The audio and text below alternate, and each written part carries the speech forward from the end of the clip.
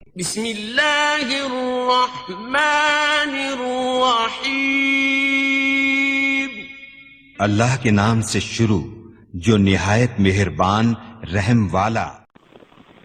پیام لے کے جو آئے صبح مدینے سے، مریض عشق کی لائی دوا مدینے سے۔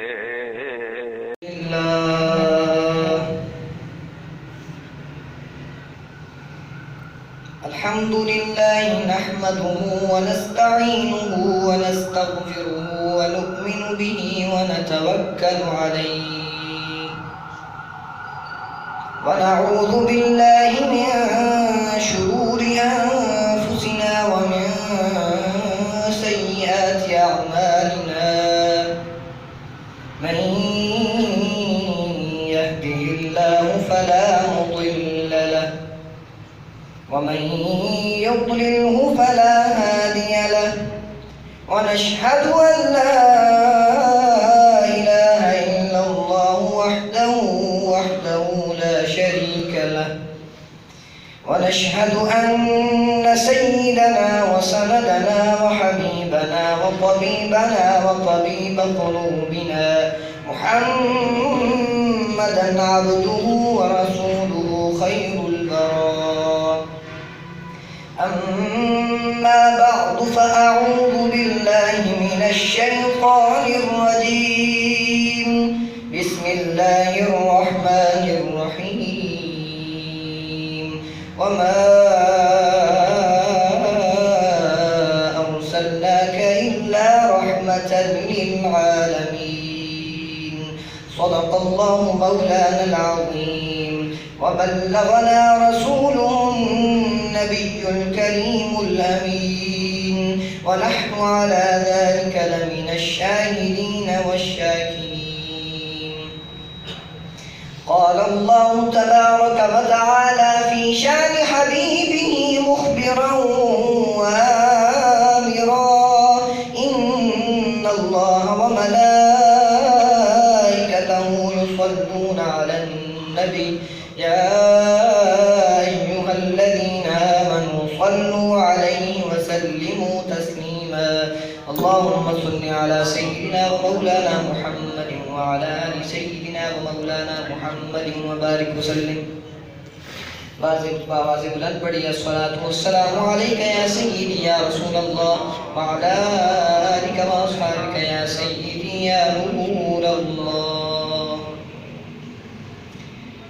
بعد از حمد و صلات، واجب تعظیم حاضرین محفل عشقان مصطفیٰ کریم علیہ الصلاۃ والسلام، جان نثاران صحابہ کرام، محبان اہل بیت اعظام اور عقیدت مندان اولیاء کرام، اللہ تعالی جل جلالہ و عم نوالہ کا بے حساب شکر ہے کہ جس نے ہمیں اپنی زندگی میں ایک مرتبہ پھر جمعۃ المبارک کی یہ ساعات نصیب فرمائیں، اور ان میں ہمیں اپنے گھر میں بیٹھ کر اپنا اور اپنے حبیب لبیب صلی اللہ تعالی علیہ وآلہ وسلم کا ذکر کرنے کی توفیق عطا فرمائیں.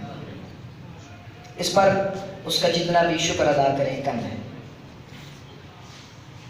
موضوع کی طرف آتا ہوں کہ نبی کریم علیہ الصلاۃ والسلام کی محبت اور آپ کا عشق اور آپ کا پیار، یہ تو قرآن کا حکم ہے. یہ کرنے والا، حضور کی محبت میں زندگی گزارنے والا، اس کو تو اللہ تعالیٰ ایسا مقام عطا فرماتا ہے کہ دیکھنے والے رشک کرتے ہیں. اگر آج میں صرف حضور علیہ الصلاۃ والسلام کی اس میں گرامی کی تعظیم کرنے پر جو اللہ تعالیٰ نے اجر عطا فرمایا، اس کے بارے میں آپ کو ایک واقعہ سنا. حضرت اسماعیل حقی رحمۃ اللہ تعالیٰ علیہ اپنی شرح آفاق تفسیر روح البیان کے اندر ایک واقعہ نقل فرماتے ہیں کہ ایک شخص تھا حضرت موسیٰ کلیم اللہ علیہ السلام کے زمانے کا. وہ انتہائی گناہگار انسان تھا، زانی تھا، شرابی تھا، سب سے بڑھ کر بدکار تھا۔ جب اس دنیا فانی کو چھوڑ کر وہ چلا گیا تو لوگوں نے اظہار نفرت کرتے ہوئے اسے گندگی کے ڈھیر پر ڈال دیا۔ اس گندگی کے ڈھیر پر ڈالا جہاں پر شہر والے دن اور رات گندگی پھیلایا کرتے تھے، کوڑا کرکٹ پھینکا کرتے تھے۔ جب یہ سارا معاملہ ہو چکا تو اللہ تعالیٰ نے حضرت موسیٰ کلیم اللہ علیہ السلام کو وحی فرمائی۔ کیا وحی تھی؟ ان اخرجہ وصلی علیہ، اس کو وہاں سے اٹھاؤ اور اٹھا کر اس پر جنازہ پڑھو۔ نہ اس کو غسل دیا گیا، نہ اس کو کفن دیا گیا، نہ اس کی تدفین کی گئی، مگر رب اپنے لاڈلے نبی کو فرما رہا ہے کہ ایسا کرو کہ اس کو یہاں سے اٹھاؤ اور اس پر جنازہ پڑھو۔ موسیٰ کلیم اللہ عرض کرنے لگے، یا رسول اللہ، اس کو ہر کسی نے ٹھکرا دیا، یہ زانی تھا، یہ شخص جو شرابی تھا، سب سے بڑھ کر بدکار تھا، نافرمانیوں پر نافرمانی کرتا تھا، اس مہربانی کی کیا وجہ ہے؟ یہ جو تو اتنا کرم کر رہا ہے اس کی وجہ کیا ہے؟ تو اللہ تعالیٰ نے فرمایا کہ بے شک یہ بدکار تھا، یہ زانی تھا، یہ شرابی تھا، مگر اس کی ایک بہت اچھی عادت تھی۔ وہ کیا تھی؟ اِنَّهُ كَانَ كُلَّمَا نَشَرَ التَّوْرَاةَ وَنَظَرَ إِلَىٰ اسْمِ مُحَمَّدٍ قَبَّلَهُ وَوَضَعَهُ عَلَىٰ عَيْنِهِ، جب بھی یہ تورات کو اٹھاتا اور اس پر میرے محبوب کا نام نامی، اسم گرامی محمد دیکھتا تو اس کو اسی طرح جانے نہ دیتا، بلکہ اٹھا کر چومتا اور اپنی آنکھوں سے لگا دیا کرتا۔ سبحان اللہ، سبحان اللہ۔ موسیٰ تو کلیم اللہ ضرور ہے، مگر اس نے حبیب اللہ کے نام کی تعظیم کی ہے۔ وہ کیا کسی نے خوب کہا کہ لاڈلے تھے خدا کے کلیم خدا، مگر فرق یہ ہے کلیم اور محبوب میں۔ وہ کلام الہی لینے گئے طور پر، ان کے گھر خود خدا کا کلام آ گیا۔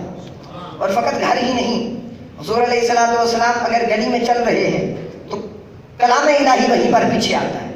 مسجد میں اگر آپ جلوہ فرما ہے تو کلام الہی وہیں پر آتا ہے۔ جب مدینے چلے گئے تو کلام الہی لینے کے لیے آپ مکہ نہ آتے تھے، بلکہ کلام الہی آپ کے پیچھے پیچھے مدینے آ گئے۔ ان کے گھر خود خدا کا کلام آ گیا۔ اور پھر ہم کیوں نہ کہیں کہ آپ کا نام نامی اے صلی اعلیٰ ہر جگہ ہر مصیبت میں کام آ گیا۔ حضور علیہ السلام کا نام نامی ہر جگہ ہر مصیبت میں کام آ گیا۔ تو حضرت موسیٰ کلیم اللہ نے پھر اس کا جنازہ پڑھایا۔ تو ایک شاعر نے بڑا خوبصورت شعر کہا کہ دامن مصطفیٰ سے جو لپٹا یگانہ ہو گیا، دامن مصطفیٰ سے جو لپٹا یگانہ ہو گیا، جس کے حضور ہو گئے اس کا زمانہ ہو گیا۔ تعظیم جس نے کی محمد کے نام کی، تعظیم جس نے کی محمد کے نام کی، خدا نے اس پہ آتش دوزخ حرام کی۔ سب کچھ بعد میں ہے، نمازیں بعد میں، زکوٰۃ بعد میں، روزے بعد میں، خیرات بعد میں، ریاضات بعد میں، عبادات بعد میں، سب سے پہلے حضور کی محبت ہے۔ اول درجہ ایمان کے بعد جس کو حاصل ہے وہ محبت حضور ہے۔ اور پھر صحابہ، یہ قرآن کا فیصلہ ہے۔ قرآن فرماتا ہے لِتُؤْمِنُوا بِاللَّهِ وَرَسُولِهِ وَتُعَزِّرُوهُ وَتُوَقِّرُوهُ وَتُسَبِّحُوهُ بُكْرَةً وَأَصِيلًا۔ اور پھر صحابہ نے اس پر ہمیں عمل کر کے دکھایا۔ حضرت مولا کائنات مولا علی کرم اللہ وجہہ الکریم، آپ کی گود میں نبی کریم علیہ السلام اپنا سر اقدس رکھا ہوا ہے، آرام فرما ہے۔ عصر کی نماز کا وقت ہو گیا۔ اب وہ عصر جس کے بارے میں اللہ تعالیٰ نے قرآن کے اندر ارشاد فرمایا، دوسرا پارہ آخری پاؤ، حافظوا علی الصلوات والصلاۃ الوسطیٰ، اپنی نمازوں کی حفاظت کرو، خاص کر درمیان والی، پہلے دو فجر، پھر ظہر، پھر آخری دو مغرب اور عشاء، درمیان والی عصر کی نماز، جس کے بارے میں رب نے تاکید کی، مولا علی نے جانے دی مگر مصطفیٰ کی نیند میں خلل نہ آنے دیا۔ وہ عصر جس کے بارے میں مصطفیٰ نے فرمایا جس کی عصر رہ گئی اس کا مال بھی تباہ ہو گیا، اس کا اہل و عیال بھی تباہ ہو گیا۔ حضور نے فرمایا جس کی عصر رہ گئی اس کے جملہ جتنے اس نے نیکیاں گزشتہ زندگی میں کی تھیں تمام اکارت اور ضائع ہو گئی۔ مولا علی کو کیا یہ نہیں پتا تھا مولا علی کو پتا تھا، مگر ساتھ ساتھ قرآن کا فیصلہ بھی پتا تھا کہ عبادات بعد میں ہے، حضور کی محبت پہلے ہے۔ اور پھر اعلیٰ حضرت نے اسے کیا خوب فرمایا، مولا علی نے ماری تیری نیند پر نماز، مولا علی نے ماری تیری نیند پر نماز، وہ بھی عصر جو سب سے اعلیٰ خطر کی ہے۔ اور فقط اس معاملے میں مولا علی نہیں ہے، اس میں یار غار مصطفیٰ بھی ہے، یار مزار مصطفیٰ بھی ہے۔ کیا خوب لکھا اعلیٰ حضرت نے اور کیا خوب پڑھا کسی نے کہ صدیق بلکہ غار میں جہاں اس پہ دے چکے، یہ جو ہے صدیق بلکہ غار میں جہاں اس پہ دے چکے، یہ اس سے مراد وہ نیند ہے جو غار میں نبی کریم علیہ السلام فرما رہے تھے۔ وہاں سے سانپ کا ڈنگ آ رہا تھا، مگر مصطفیٰ کی نیند پر جان جو بار چکے تھے، پھر کیسے ہلتے؟ صدیق بلکہ غار میں جہاں اس پہ دے چکے، اور حفظ جان تو جان فنوز غرر کی ہے۔ اب اعلیٰ حضرت نے نتیجہ نکالا، دو اشعار لکھے پھر نتیجہ نکالا کہ مولا علی نے نماز وار دی مگر مصطفیٰ کی نیند میں خلل نہ آنے دیا، صدیق اکبر کو بھی وہ سانپ ڈنگ مار رہا ہے مگر حضور کی نیند میں خلل نہیں آنے دے رہے۔ اب کیا نتیجہ نکالا؟ نتیجہ نکالا کہ ثابت ہوا جملہ فرائض فرو ہے، اصل الاصول بندگی استاذ ور کی ہے، اصل حضور کی محبت ہے۔ اب مولا علی کرم اللہ وجہہ الکریم، اب نماز جانے کا دکھ تھا، آنکھوں سے آنسو ٹپکے، حضور نے فرمایا علی ادا پڑھنی ہے کہ قضا پڑھنی ہے؟ ادا پڑھنی ہے کہ قضا پڑھنی ہے؟ اب مولا علی کو پتا تھا کہ آج رحمت جوش میں ہے، آج رحمت کی برسات ہو رہی ہے۔ عرض کی یا رسول اللہ ادا پڑھنی ہے۔ پھر حضور نے سورج بھی واپس لا کر دکھایا۔ کیا لکھا اعلیٰ حضرت نے کہ سورج الٹے پاؤں پلٹے چاند اشارے سے ہو جاگ، سورج الٹے پاؤں پلٹے چاند اشارے سے ہو جاگ، اندھے نجدی دیکھ لے قدرت رسول اللہ کی، عرش حق ہے مسند رفعت رسول اللہ کی۔ اچھا ایک تو ذکر کیا نا سورج الٹنے کا، دوسرا ذکر کیا چاند اشارے سے ہو جاگ، وہ کیا ہے؟ حضرت عباس رضی اللہ تعالیٰ آپ عرض کرتے ہیں یا رسول اللہ آپ پر ایمان تو اب لایا ہوں، مگر آپ کی عظمتوں کا قائل، آپ کی رفعتوں اور شانوں کا قائل اور آپ سے محبت کے اندر ڈوب میں اس وقت گیا تھا جب آپ کی عمر مبارکہ فقط 4 دن کی تھی۔ میں اماں حلیمہ کے گھر میں گیا تھا، میں دیکھتا تھا کہ آپ کا جھولا بغیر کسی کے ہلائے ہل رہا ہے اور آپ اپنی انگلی مبارک سے اشارہ کرتے ہیں، جس طرف چاند کو اشارہ کرتے ہیں چاند ادھر ہی چلا جاتا ہے۔